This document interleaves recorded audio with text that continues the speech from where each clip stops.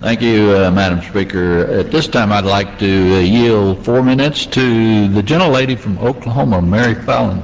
The gentlelady from Oklahoma is recognized for 4 minutes. Madam Speaker, I'd like to begin by reviewing a little history. There have been a number of times in American history when wars didn't go as we had hoped or planned. That winter at Valley Forge was certainly difficult. During the War of 1812, the British occupied this very building, and the Civil War was far more costly and far longer than we hoped it would be. In World War II, the North African campaign was something of a mess, and the Buddy Island campaigns of the South Pacific were not something we had foreseen. In Korea and Vietnam, we brought limited force to bear, and we wound up settling for stalemate and ultimately defeat. So some of our wars went well, but more often they look a lot simpler and cleaner in the history books than they really were in reality. And if there is one constant warning that runs throughout our history, it is this: Congress has a vital role to play in helping America win its wars, but it can also play a role that is unintended in losing them if it says or if it does the wrong thing at the wrong time. And that is what this resolution says and does, the wrong thing. This is a non-binding resolution, which is nothing more than a political game. But the war on terror is not a game. We have to consider what our enemies will read into this resolution.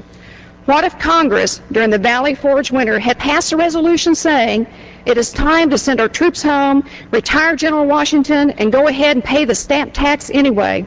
What if Congress in the spring of 1863 had looked at the results of Bull Run and said, we can't win this, it's a civil war. Forget the idealism about freeing the slaves. What if Congress in 1942 or 1943 had told Franklin Roosevelt to pull out of North Africa and Italy and to give up those silly ideas of liberating France?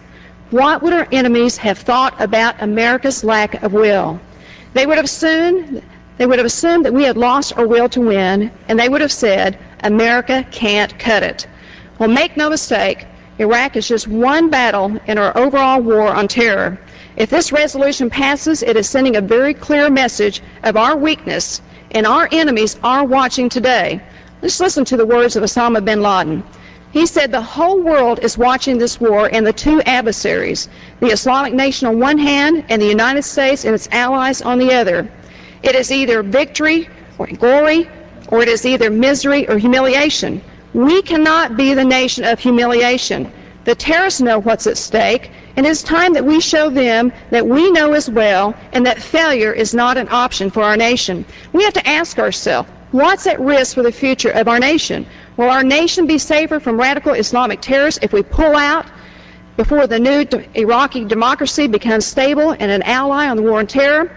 And ask yourself, what Islamic terrorist leader has said that if America leaves Iraq, that he will be satisfied and the terrorists will end their attack?